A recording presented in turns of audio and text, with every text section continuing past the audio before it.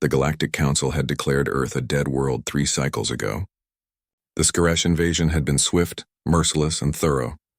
Humanity's defenses crumbled within weeks. Their cities reduced to ash, their people scattered across the stars as refugees or enslaved in distant mining colonies. The Council recorded it as another failed species, primitive, weak, unworthy of preservation. But Arendor had survived. He moved through the ruins of what had once been New Geneva, his boots crunching over crystallized debris. The Skaresh scorching had turned sand to glass, buildings to skeletal frames of twisted metal. Overhead, the sky burned with auroras, radiation from the orbital bombardment still bleeding through the atmosphere. Most humans would have been dead within hours in this environment. Arendor had lasted 3 months. He didn't know why he kept going. There was nothing left to fight for, no one left to save. Just momentum, perhaps.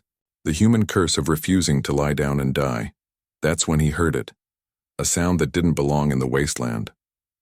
A chirping, weak and desperate, coming from beneath a collapsed research facility. Arendor approached cautiously, his scavenged plasma rifle held ready. The Skaresh had left monitoring drones behind, and the last thing he needed was an ambush. But it wasn't a drone. Trapped beneath a support beam, wings folded awkwardly against a body no larger than a house cat, was a creature that made Arendor's breath catch. Scales shimmered between silver and violet, catching the toxic light. 4 eyes arranged in pairs watched him with intelligence far beyond any animal. Spines ran along its back, still soft and translucent. A tail, ending in a blade-like protrusion, twitched weakly. A dragon, a baby dragon. Arendor had seen the adult versions from a distance during the invasion. The Skaresh had brought them as weapons, massive creatures that breathed plasma hot enough to melt steel, that could fly through vacuum, that bonded telepathically with their handlers. He'd watched them burn through human battalions like paper. This one was dying. He could see it in the shallow rise of its chest, the dimming of its scales. One wing was bent at an unnatural angle. Purple blood, if it was blood, pooled beneath it. The smart thing would be to walk away. Even better, to put it out of its misery. This was the enemy. This creature's kind had helped exterminate his species. Arendor holstered his rifle and began clearing the debris. It took 40 minutes to free the dragon. When he finally lifted it, surprisingly light, mostly hollow bones and membrane, it didn't struggle. It merely fixed all 4 eyes on him, and Arendor felt something brush against his mind.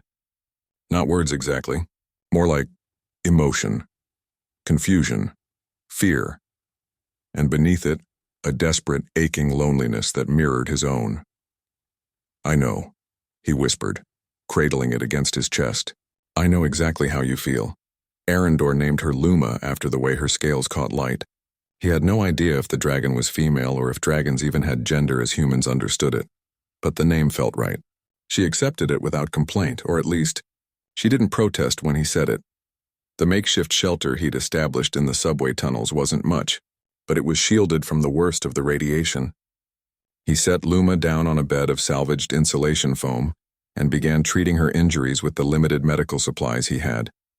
The broken wing he splinted with carbon rods.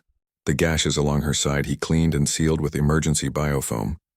Through it all, Luma watched him. That mental touch never quite left. A constant presence at the edge of his consciousness. Not invasive, just there. Like having someone sitting in the same room, their presence acknowledged but not demanding attention.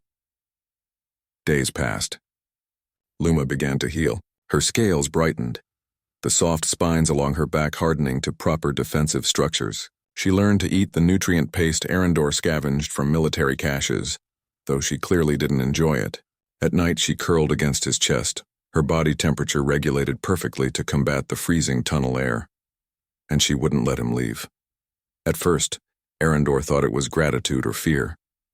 But whenever he tried to venture beyond a certain radius, to explore farther, to search for other survivors, to simply scout, Luma would panic. She'd launch herself after him despite her healing wing, chirping frantically, wrapping her small body around his arm or leg. The emotional feedback through their connection became overwhelming. Terror, abandonment, desperate pleading. So he stayed. Even when his supplies ran low. Even when he heard aircraft overhead, possibly rescue ships, possibly Skaresh patrols. He stayed because a creature that should have been his enemy needed him, and he couldn't bear to cause her more pain. 3 weeks after finding her, Luma finally flew properly.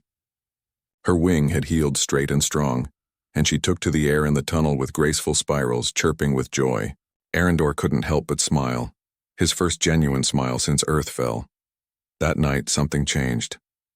Luma settled against him as usual, but the mental touch deepened. Images flooded through, not words, but understanding. He saw through her memories. Being hatched in a Skaresh war hatchery, conditioned through pain and starvation, bonded to a handler who viewed her as nothing more than a tool. He felt the handler's death during the orbital strike, the severing of that forced bond like a limb being torn away, the terror of being alone, abandoned in a dying world, certain she would perish unmourned and forgotten. Then he saw himself.